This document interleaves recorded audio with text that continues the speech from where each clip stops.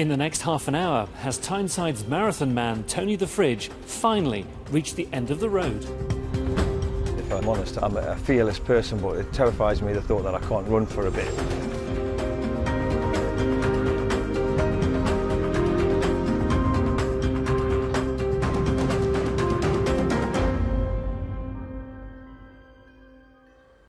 Power and speed, plus a whole heap of determination, are what's needed to complete a marathon. So imagine what Tony Morrison has. The South Tyneside charity runner has done the distance dozens of times with a fridge strapped to his back. But now he's had some chilling news that means Tony the Fridge may have been stopped in his tracks.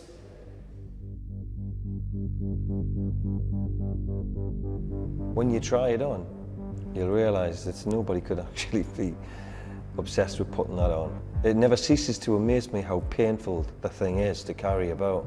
You know, you don't get used to it. It is traumatic. Tony Morrison is an endurance runner. He's become famous for completing impossible-sounding challenges, each one more gruelling than the last, with a 42-kilo fridge strapped to his back. But his most recent adventure may have been a fridge too far. The morning after the Great North Run, Tony couldn't walk. He was in excruciating pain in his back and leg.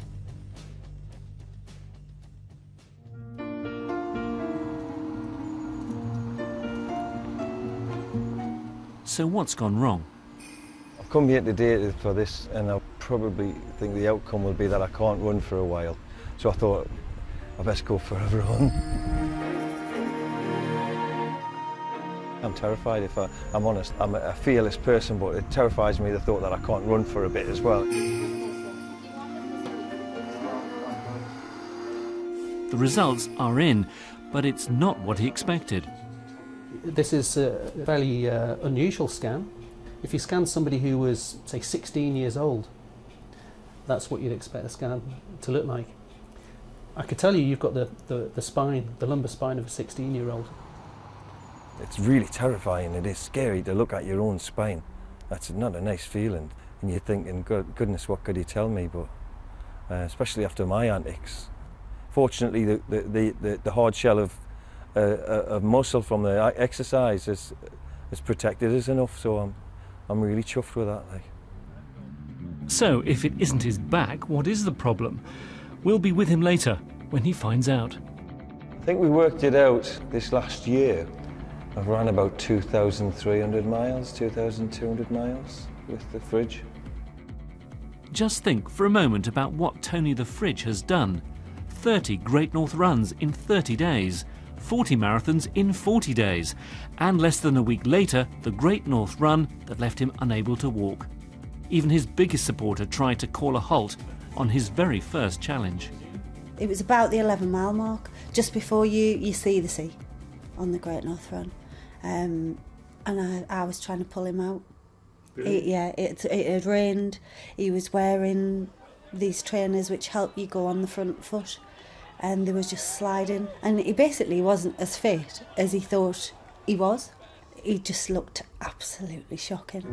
That's it. Is that the energy you need? No, somebody put that there. I can see where I'm supposed to go, but is this going to be... Yeah, you need to go down low first. But it's not until you strap on the fridge yourself that you realise just how bonkers it really is. Whoa, well, if I stand up straight, I'm going to fall. I'm going to fall back. Can you feel it, yeah? Yeah. Whoa. Just gently squat. I don't know how you do this. Tony's raised £90,000 in total for the Sir Bobby Robson Foundation. But why does he put himself through such punishment? Well, it's not really about the fridge. It didn't become about the fridge. It was about a burden. I felt the loss of the people that I love to cancer. I felt that I felt the burden of that. I still do. You know, when you have people taken from you through illness or sudden death, it stays with you forever. And so I've always been carrying that burden. This agony I've gone through with the fridge, so to speak, it doesn't go near losing people that I loved. But perhaps the defining moment was when his dad was killed in a car crash, when Tony was just 12. I found myself hiding under the bed for long spells, you know, a day at a time. And the family wouldn't know where I was, thought I'd run away. Or this one day, I just started running, and I ran and ran and ran. I ran all the way, stopping and starting, but I ran all the way to Hexham, 30 miles away to where I used to camp with my father, you know. It's a powerful metaphor, that, isn't it? It's almost like you're running from that. This feeling that I got when running was that, you know, I wasn't anywhere, because I never knew where I was going. I didn't consider that, and I didn't want to look back at where I'd been. So I kind of lived in the now.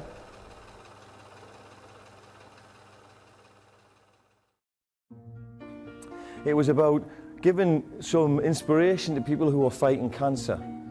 Loaded up on painkillers and against the advice of his physio, Tony's fridge schedule continues. See what Mr. Wardle's experiencing there is this, if you feel it, pulls you backwards.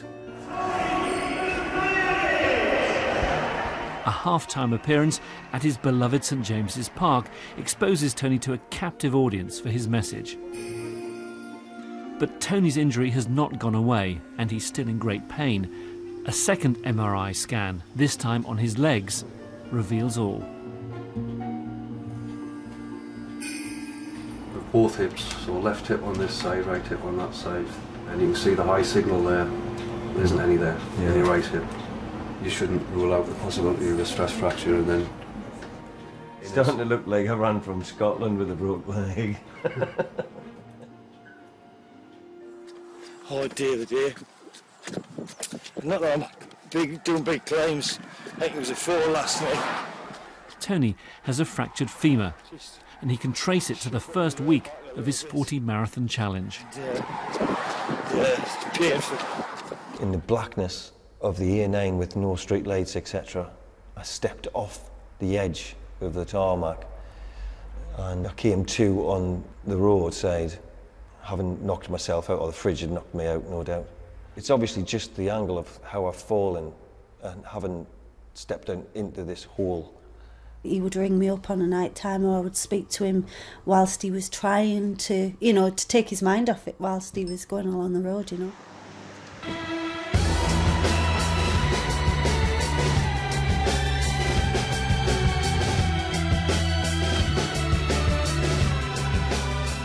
This means he ran over 30 marathons carrying the fridge and a broken leg. But when you say that out loud, does it not strike you just how mad that is? Yeah. We knew it had to be something pretty serious for the amount of pain he was in. Tony will now have to rest up for months while his injury heals, but where does he go then? I want to do Kilimanjaro. With a fridge? Yeah, great fun. In fact, as soon as I can convince them that I will get to the top and back down again, I'll be doing Kilimanjaro. The most fun one that I want to do is the Great Wall of China. Tony's physical and mental endurance are extraordinary, and he's done some amazing things. But by his own admission, he doesn't always listen to his own body. So is this a man who just doesn't know where to stop?